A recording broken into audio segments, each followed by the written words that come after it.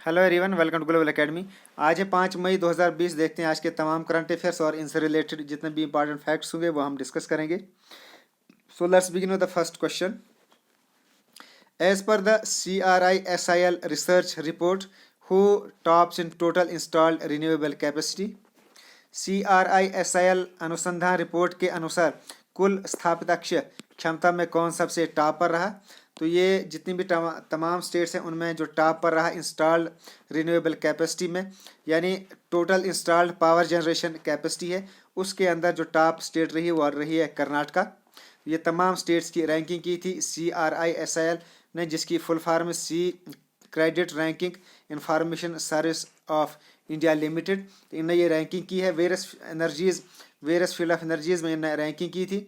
एक तो renewable installed capacity में इन्होंने रैंकिंग की, देन सोलर एनर्जी कैपेसिटी में भी इन्होंने रैंकिंग की, और विंड एनर्जी के लिए भी इन्होंने अलग अलग स्टेट्स की रैंकिंग की।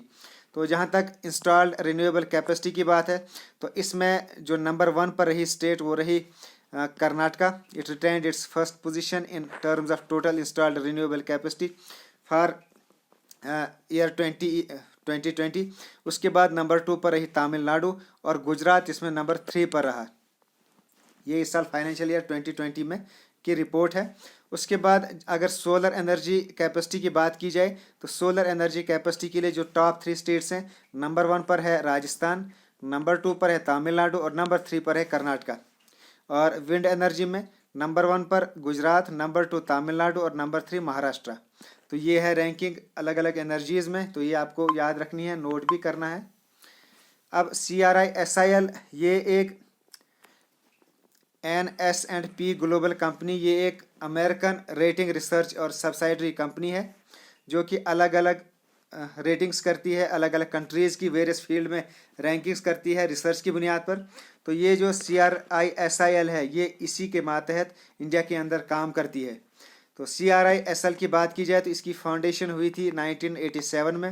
हेड क्वार्टर है इसका मुंबई इंडिया में। अनुराग शुक्ल इसके CFO हैं, और आशु सीयूष ये इसके MD एंड CEO हैं। तो ये थे important facts related to CRISL, और जो हमने अभी देखी रैंकिंग्स वगैरह। Next question. World press freedom day observed globally on? विश्व प्रेस स्वतंत्रता दिवस विश्व स्तर पर कब मनाया जाता है? तो ये मनाया जाता है 3 मई को। वर्ल्ड प्रेस फ्रीडम डे इसको 3 मई को इसलिए बनाया जाता है ताकि the day also pays a tribute to journalist, ये उन जर्नलिस्ट को ट्रिब्यूट करने के लिए ये डे बनाया जाता है जिन्होंने इस फील्ड में अपनी जानों को गंवाया है। तो उनको ट्रिब्यूट देने के लिए, उनको ट्रिब्यूट पे करने के लिए ये दिन इस साल बनाया जाता है 3 मई को, World press freedom Day. Next question. Recently a renowned Kannada poet died, what is his name? हाल ही में एक प्रसिद्ध कनाडा कवि का निधन हो गया, उनका नाम क्या था? तो इनका नाम था KS निसार। ये एक पद्मश्री अवार्डी थे और इनका हाल ही में निधन हो गया। उनको पॉपुलरली नित्यो सटावा कवि भी कहा जाता था। He was born in Devanahalli Karnataka on February 5, 1936। उनको पद्मश्री अवार्ड भी मिला है जो कि हाईएस्ट लिटरेरी अवार्ड है कर्नाटका का 2017 में। उसके अलावा he is also recipient of राज्य स्वति अवार्ड इन 1981, और पद्मश्री अवार्ड उनको 2008 में भी मिला है। तो ये काफ़ी बहुत सारे इम्पॉर्टेंट अवार्ड्स इनको मिले हैं, इसलिए ये काफ़ी इम्पॉर्टेंट पर्सनैलिटी हो जाती है, इसलिए हमने इनका नाम याद रखना है। Next question. Recently a judicial member Lokpal of India passes away, what is his name? हाल ही में भारत के एक न्यायिक सदस्य लोकपाल का निधन हो गया है, उनका नाम क्या था? वो थे जस्टिस AK त्रिपाठी। तो इनका अभी हाल ही में COVID-19 की इन्फेक्टेड हो गए थे और इस वजह से इनका निधन हो गया। इन्होंने अभी हाल ही में मार्च 2019 को शपथ वगैरह लिया था as a judicial member of Lokpal. तो इन्होंने लोकपाल को कायम करने के लिए, उसको एस्टेब्लिश करने के लिए बहुत ज़बरदस्त रोल अदा किया है। He played an instrumental role in establishing the institution of Lokpal in India. तो लोकपाल ये एक एंटी करप्शन अथॉरिटी है जिसकी फॉर्मेशन हुई थी 19 मार्च 2019 को। हेड क्वार्टर है इसका नई दिल्ली में, इंडिया। और पिनाकी चंद्रा घोष ये इसके चेयरपर्सन हैं। तो ये थे कुछ important facts related to Lokpal. Next question,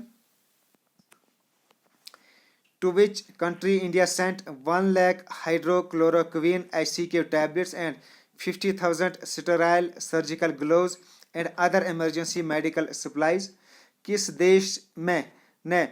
देश में भारत ने 1 lakh hydrochloroquine HCQ tablet, 50,000 bound surgical mask और अन्य आपातकालीन चिकित्सा आपूर्ति भेजी है? ये भेजी है इंडिया ने बांग्लादेश को। बांग्लादेश को अभी हाल ही में ये तमाम चीज़ें इंडिया ने भेजी हैं। तो मैप में देखते हैं, ये है यहाँ पर, ये बांग्लादेश है। इसको पहले ईस्ट पाकिस्तान कहा जाता था, लेकिन 1972 के बाद अब इसका नाम जो है पूरा बांग्लादेश हो गया है, रिपब्लिक ऑफ बांग्लादेश। तो अब ये एक अलहदा कंट्री है। पहले ये ईस्टर्न पाकिस्तान कहा जाता था और इसको वेस्टर्न पाकिस्तान कहा जाता था। तो अब ये बांग्लादेश ये फुल फ्लैश कंट्री है। तो इसी कंट्री को इंडिया ने अभी हाल ही में ये तमाम चीज़ें कोविड-19 से लड़ने के लिए ये तमाम चीज़ें भेजी हैं। तो अब बांग्लादेश की बात करते हैं। तो बांग्लादेश की कैपिटल ये है ढाका। प्रेसिडेंट है यहाँ के अब्दुल हमीद, प्राइम मिनिस्टर है यहाँ के शेख हसीना और करेंसी यहाँ की बांग्लादेश टाका। तो ये थे कुछ important facts related to Bangladesh. Next question, Rajneesh Oswal has recently been appointed as the जज of which state high court? Rajneesh Oswal को हाल ही में किस राज्य उच्च न्यायालय के न्यायाधीश के रूप में नियुक्त किया गया है? तो ये इनको बनाया गया है J&K जज के तौर पर इनको बनाया गया है। यानी उन्होंने अभी हाल ही में उनको J&K जज में अपॉइंट किया गया है। अब वहाँ और भी बहुत सारे जजों को अभी हाल ही में 3-4 जजेस और अपॉइंट हुए हैं J&K हाई कोर्ट में, लेकिन इनका नाम खास क्यों है? बिकॉज ये एक पहले जज ऐसे बन गए हैं जिन्होंने इंडियन कॉन्स्टिट्यूशन के अंडर शपथ ली है, शपथ ग्रहण की है। ही बिकेम द फर्स्ट जज to take oath under Indian constitution. उससे पहले जितने भी जजेस थे वो अंडर स्टेट कॉन्स्टिट्यूशन जो है वो शपथ लेते थे, यानी ऑल द प्रीवियस जजेस टुक oath under state constitution.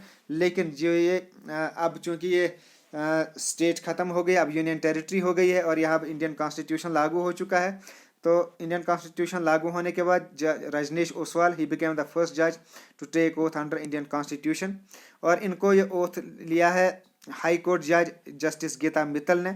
She administered the oath. तो इनको ये जस्टिस गीता मित्तल ने हलबर्दारी वगैरह करवाई है। तो जम्मू कश्मीर की बात करें तो इसमें ये बहुत सारी वैलीज़ का बना हुआ है। इसमें कश्मीर वैली है, चिनाब वैली है, सिंध वैली है, लिडार वैली है। तो ये तमाम वैली जो है जम्मू कश्मीर के अंदर पाई जाती हैं। उसके अलावा यहाँ बहुत सारे टूरिस्ट अट्रैक्शंस हैं, टूरिस्ट डेस्टिनेशंस हैं। Some major tourist attractions in Jammu and Kashmir are Srinagar है, मुगल गार्डन्स हैं, मुगल गार्डन जिसमें निशाद गार्डन भी काफ़ी फेमस है। उसके बाद शालीमार गार्डन भी वहाँ पाया जाता है, गुलमर्ग है, पहलगाम है, पत्नी टॉप है। उसके अलावा टुलिप गार्डन भी यहाँ का बहुत ज़्यादा मशहूर है, चश्माशाही है। उसके अलावा जम्मू एंड कश्मीर में जम्मू के एरिया में भी बहुत सारे टूरिस्ट स्पॉट्स हैं, जैसे पत्नी टॉप है, सनासर है, भद्रवाह है। देन बागे बहू भी यहाँ जम्मू कश्मीर का लोकल टूरिस्ट स्पॉट है, सनासर है, मानसर है। तो ये तमाम जो है टूरिस्ट स्पॉट्स हैं जम्मू एंड कश्मीर के, जिनको आपने काफ़ी पूरी डिटेल में पढ़ना है और इनकी मैंने खुद अलहदा से वीडियो भी बनाई है, उनको आप वहाँ से देख सकते हैं पूरी डिटेल में, क्योंकि एग्ज़ाम पॉइंट ऑफ व्यू से काफ़ी इंपॉर्टेंट टॉपिक है ये tourist destination of Jammu and Kashmir. Next question, which state recently announced to provide free insurance cover premium to its people? किस राज्य ने हाल ही में अपने लोगों को मुफ्त बीमा कवर प्रीमियम प्रदान करने की घोषणा की? तो ये की है महाराष्ट्र ने। महाराष्ट्र गवर्नमेंट ने अभी हाल ही में ये अनाउंसमेंट की कि वो तमाम स्टेट के लोगों को कवर करेगी अंडर महात्मा ज्योति भोले जन आरोग्य योजना के तहत, उनको तमाम लोगों को कवर करेगी। और इस योजना के तहत वो तमाम लोगों को फ्री हेल्थ ट्रीटमेंट प्रोवाइड करेगी, यानी 7% पॉपुलेशन को ये फ्री ट्रीटमेंट अब आज के बाद प्रोवाइड करेगी। तो मैप के अंदर अगर देखा जाए तो मैप ये इस जगह महाराष्ट्र है इंडिया के अंदर। और इसकी कैपिटल है मुंबई। चीफ मिनिस्टर हैं यहाँ के उद्धव ठाकरे। गवर्नर है यहाँ के भगत सिंह कोश्यारी। और यहाँ कुछ ये जो यहाँ की जो फेमस केव्स हैं जिनको अजंता एलोरा केव्स कहा जाता है, यहाँ की फेमस केव्स हैं। और यहाँ की जो लोकल लैंग्वेज है, जो यहाँ की मदर लैंग्वेज है महाराष्ट्र की, वह है मराठी। तो ये थे तमाम important facts related to today's current affairs. और काफ़ी मैंने कोशिश की है, जितने भी आज के तमाम करंट अफेयर्स को मैंने इसमें जोड़ने की कोशिश की। तो स्टूडेंट्स आप डेली बेस पर इनको देखा करें, क्योंकि पीएससी में भी ये काम आएंगी। उसके अलावा जेकेएसएसबी में जो अभी हाल ही में नोटिफिकेशन आई है अकाउंट्स असिस्टेंट पंचायत के लिए, तो उसमें भी ये काफ़ी इंपॉर्टेंट है। एक स्पेशल टॉपिक है इसमें, current affairs on J&K India and the world, उस नाम से ये सिलेबस में मौजूद है। तो इसलिए मैं कोशिश करूँगा एग्ज़ाम्स तक मैं कंटिन्यूली इसको चलाता रहूँगा, ताकि आपको इसका फ़ायदा होता रहे, और आगे भी मैं इसको कंटिन्यू करूँगा। Okay, thanks, best of luck, God bless you all.